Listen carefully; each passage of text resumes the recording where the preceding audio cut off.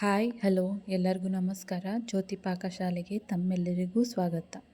ಎಲ್ಲರೂ ಹೇಗಿದ್ದೀರಾ? ಎಲ್ಲರೂ ಚೆನ್ನಾಗಿದ್ದೀರಾ ಅಂತ ಭಾವಿಸ್ತೇನೆ. ಜ್ಯೋತಿ ಪಾಕಶಾಲೆ ವಿಡಿಯೋಸ್ ನಿಮಗೆ ಇಷ್ಟ ಆದಲ್ಲಿ ಲೈಕ್ ಮಾಡಿ, ಹೊಸದಾಗಿ ನನ್ನ ಕುಕಿಂಗ್ ವಿಡಿಯೋಸ್ ನೋಡ್ತಿದ್ದಲ್ಲಿ ಸಬ್ಸ್ಕ್ರೈಬ್ ಮಾಡಿಕೊಡಿ.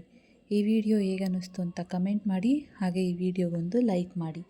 ನಾನು ಈ ದಿನ ಮನೆಯಲ್ಲೇ ಈಸಿಯಾಗಿ ವೆನಿಲಾ ಐಸ್ ಕ್ರೀಮ್ ಮಾಡ್ಕೊಳ್ಳೋ ವಿಧಾನ ತಿಳಿಸ್ಕೊಡ್ತೇನೆ. ದುಡ್ಡು ಕೊಟ್ಟು ಹೊರಗೆ ತಾಂಬಂದು ತಿನ್ನೋದಕ್ಕಿಂತ ಮನೆಯಲ್ಲೇ ಟ್ರೈ ಮಾಡಿ ಮನೆ ಮಂದಿ ಎಲ್ಲ ತಿನ್ಕೊಳ್ಬೋದು. ವೆನಿಲಾ ಫ್ಲೇವರ್ ಐಸ್ ಕ್ರೀಮ್ ಕ್ರೀಮಿಯಾಗಿ ಟೇಸ್ಟಿಯಾಗಿ ಮನೆಯಲ್ಲೇ ಹೇಗೆ ಮಾಡೋದು ಅಂತ ನೋಡೋಣ ಬನ್ನಿ. ನಾನಿಲ್ಲಿ 1 ಲೀಟರಷ್ಟು ಹಾಲನ್ನ ತಗೊಂಡಿದ್ದೇನೆ.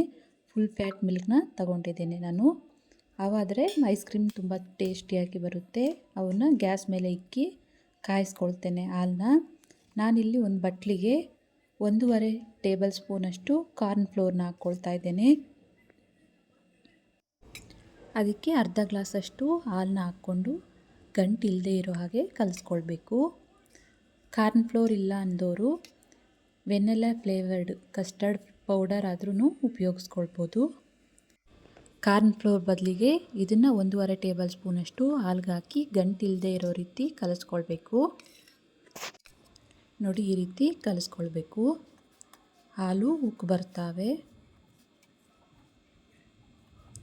ಹಾಲಿನ ಕೆನೆನ ಹಾಲಿಗೆ ಮಿಕ್ಸ್ ಮಾಡ್ಕೊಳ್ತಾ ಇದನ್ನು ಚೆನ್ನಾಗಿ ಕಾಯಿಸ್ಕೊಳ್ಬೇಕು 1-2 ನಿಮಿಷ.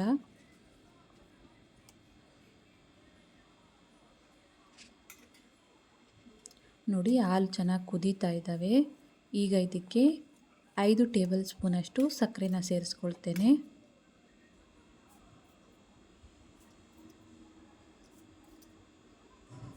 ನಾವಿಲ್ಲಿ 1 ಲೀಟರ್ ಹಾಲು ತಗೊಂಡಿದ್ವಿ.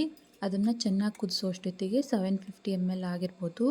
ಅದಕ್ಕೆ ನಾನಿಲ್ಲಿ 5 ಟೇಬಲ್ ಸ್ಪೂನಷ್ಟು ಸಕ್ಕರೆನ ಹಾಕ್ಕೊಂಡಿದ್ದೇನೆ. ನಿಮಗೆ ಇನ್ನು ಸ್ವಲ್ಪ ಸ್ವೀಟ್ನೆಸ್ ಬೇಕು ಅನ್ನೋಗಿದ್ರೆ ಇನ್ನು ಸ್ವಲ್ಪ ಸಕ್ಕರೆನ ಸೇರಿಸ್ಕೋಬೋದು. ನೋಡಿ, ಚೆನ್ನಾಗಿ ಕುದೀತಾ ಇದೆ, ಸಕ್ಕರೆ ಎಲ್ಲ ಕರಗಿದೆ.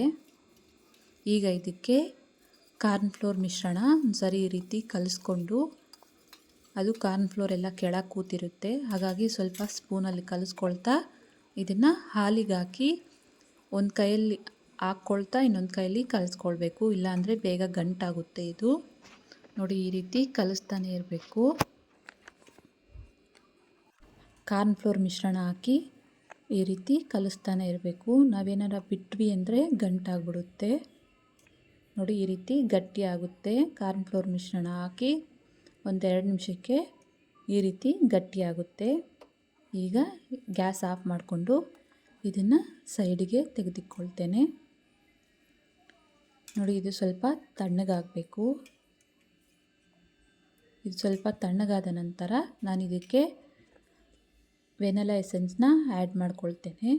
ನಾನಿಲ್ಲಿ ಅರ್ಧ ಟೀ ಸ್ಪೂನಷ್ಟು ವೆನಿಲಾ ಎಸೆನ್ಸ್ನ ಹಾಕ್ಕೊಳ್ತಾ ಇದ್ದೇನೆ ಫ್ಲೇವರಿಗೆ. ಇದನ್ನು ಕಲಿಸ್ಕೊಳ್ಳೋಣ. ಇದನ್ನು ನೀಟಾಗಿ ಕಲಿಸ್ಕೊಂಡು ಫುಲ್ ತಣ್ಣಗಾದ ನಂತರ ಇದನ್ನು ಮಿಕ್ಸಿ ಜಾರಿಗೆ ಹಾಕ್ಕೊಳ್ತೇನೆ.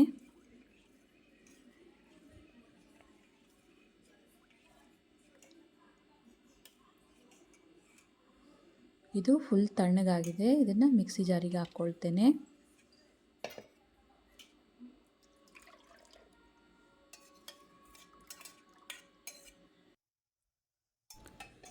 ಇದಕ್ಕೆ ನಾನೀಗ 3 ಟೇಬಲ್ ಸ್ಪೂನಷ್ಟು ಹಾಲಿನ ಕೆನೆನ ಹಾಕ್ಕೊಳ್ತಾ ಇದ್ದೇನೆ. ನಿಮ್ಮ ಹತ್ರ ಫ್ರೆಶ್ ಕ್ರೀಮ್ ಇತ್ತು ಅಂದರೆ ಅದನ್ನು ಹಾಕ್ಕೊಳ್ಬೋದು. ಫ್ರೆಶ್ ಕ್ರೀಮ್ ಹಾಕಿದರೆ ತುಂಬ ಟೇಸ್ಟಿಯಾಗಿರುತ್ತೆ. ನನ್ನ ಹತ್ರ ಅವೈಲೇಬಲ್ ಇಲ್ಲ, ಹಾಗಾಗಿ ನಾನಿಲ್ಲಿ ಹಾಲಿನ ಕೆನೆನ ಹಾಕ್ಕೊಳ್ತಾ ಇದ್ದೇನೆ. ಇದನ್ನು ಮಿಕ್ಸಿ ಮಾಡ್ಕೋಬೇಕು.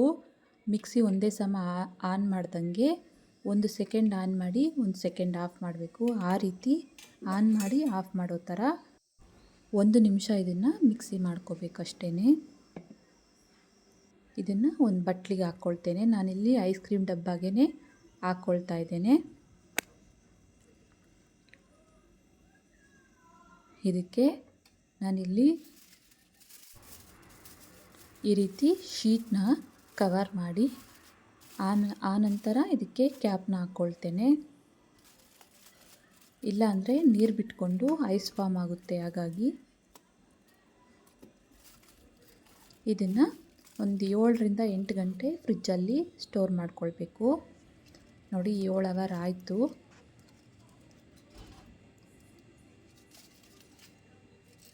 ಇದು ಗಟ್ಟಿಯಾಗಿದೆ.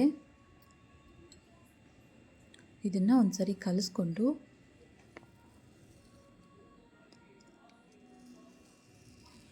ಮತ್ತೆ ಇದನ್ನು ಮಿಕ್ಸಿ ಜಾರಿಗೆ ಹಾಕ್ಕೊಳ್ತೇನೆ.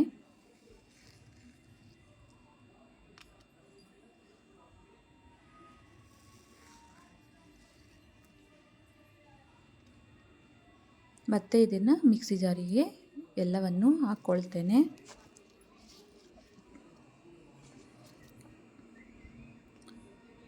ಈಗಲೂ ಸಹ 1 ನಿಮಿಷ ಆನ್ ಆಫ್ ಮಾಡಿ 1 ನಿಮಿಷ ಇದನ್ನು ಮಿಕ್ಸಿ ಮಾಡಿಕೊಳ್ಬೇಕು.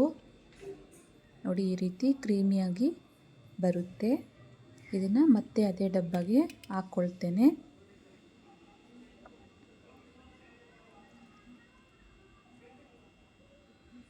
ಈ ರೀತಿ ಮಾಡೋದ್ರಿಂದ ಐಸ್ ಕ್ರೀಮು ತುಂಬ ಕ್ರೀಮಿಯಾಗಿ ಬರುತ್ತೆ. ಇದನ್ನು ಒಂದ್ಸರಿ ಈ ರೀತಿ ತಟ್ಕೊಳ್ಳೋಣ. ಇದಕ್ಕೆ ಮತ್ತೆ ಅದೇ ರೀತಿ ಪೇಪರ್ನ ಮುಚ್ಚಿ ಕ್ಯಾಪ್ನ ಹಾಕ್ಕೊಳ್ತೇನೆ. ಇದನ್ನು ಮಿನಿಮಮ್ 8 ಅವರ್ ಆದರೂ ಫ್ರಿಜ್ಜಲ್ಲಿ ಇಟ್ಕೊಳ್ಬೇಕು. ನಾನು ಇದನ್ನು ಫ್ರಿಜ್ಜಿಗೆ ಇಟ್ಕೊಳ್ತೇನೆ. ನೋಡಿ 8 ಅವರ್ಸ್ ಆದಮೇಲೆ ವೆನಿಲಾ ಫ್ಲೇವರ್ಡ್ ಐಸ್ ಕ್ರೀಮ್ ರೆಡಿಯಾಗಿದೆ.